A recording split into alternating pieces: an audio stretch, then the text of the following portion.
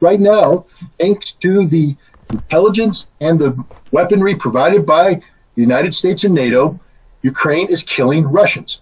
That's just a statement of fact, flat out statement of fact. And sometimes they're killing senior Russian. We know that the Excalibur round has been used to take out battalion and brigade command posts, and has resulted in the deaths of lieutenant colonels, colonels, and maybe some generals. Again, it's not going to change the war, but it is having an impact. I mean, when you lose a general officer, that's an impact. That's a game changer. When you lose a colonel, it's a problem. It doesn't change anything. The Russians are going to win, but it is lengthening this conflict. And the other aspect of game changer is that the game doesn't change in terms of just what's happening to the Russians. As the president of the Donetsk Republic said, by killing Russians, you've pissed them off. I mean, Russia, understands war. They wear big boy pants. They know they're going to take casualties. But for NATO and the United States to provide Ukraine with weaponry for the sole purpose of killing Russians, this weaponry is not going to change the outcome of the war. Everybody knows that. Everybody knows that. So they're providing it for the sole purpose of killing Russians. Now you're going to pay a price. And the price that's going to be paid, I believe, will ultimately be the dismemberment of Ukraine as a viable nation state. And that's a game changer, because this could have ended with a reduced Ukraine, still a viable nation state. I think Ukraine's finished. I think they're done. I think Zelensky will not survive as the president of Ukraine. He's either going to have to flee or die. Again, the president of the Donetsk Republic said that he's a war criminal for allowing these NATO weapons to shell Donetsk. Zelensky's responsible. He's now a war criminal. He will be arrested if caught, and he will be brought on trial as a war criminal. So that's a game changer. Game changer doesn't mean you lose the game. It's as I said before, Jeff, it's like if I stand by everything I've said. It's a game changer. And one of the reasons why I'll continue insist on is that the Russians agree it's a game changer. The president of the Donetsk Republic, just yesterday, I believe, in speaking about the current status of events, etc., made a telling statement.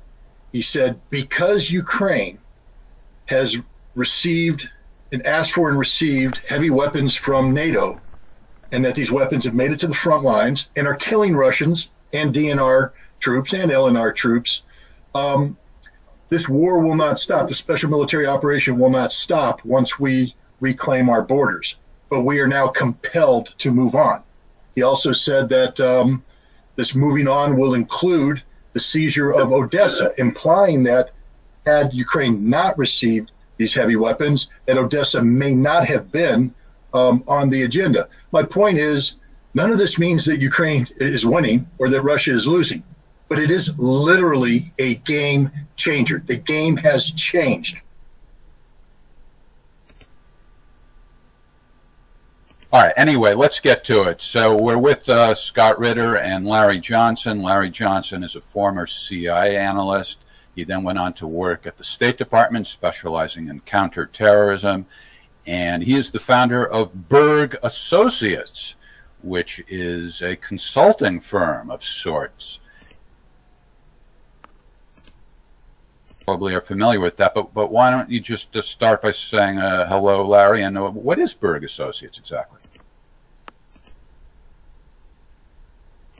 Before we get into the debate or the discussion or the hostility or the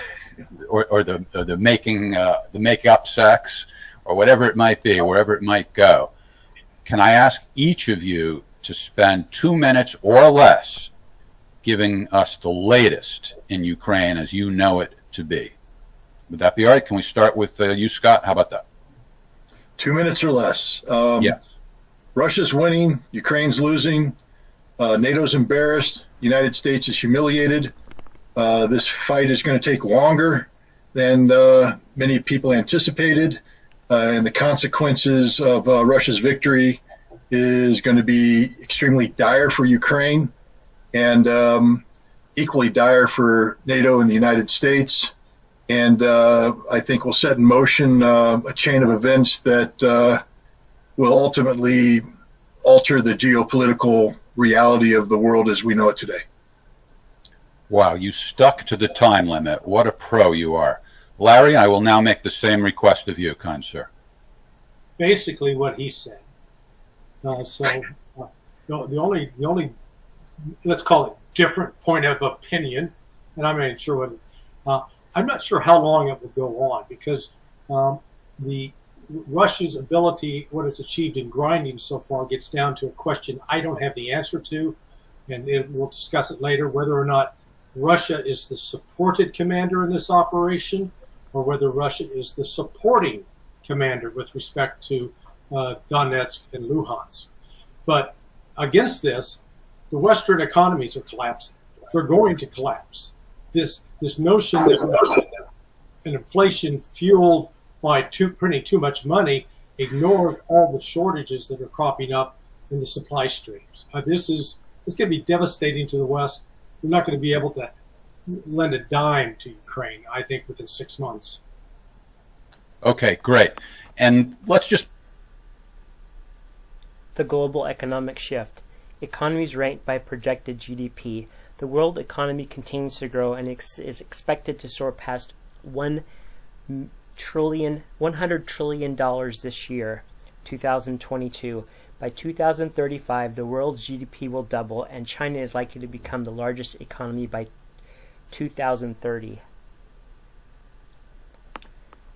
2031, China is economy is $37 trillion.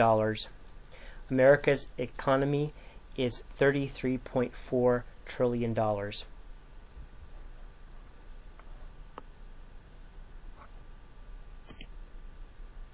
MoscowAmerican.com. MoscowAmerican.com. Like and subscribe.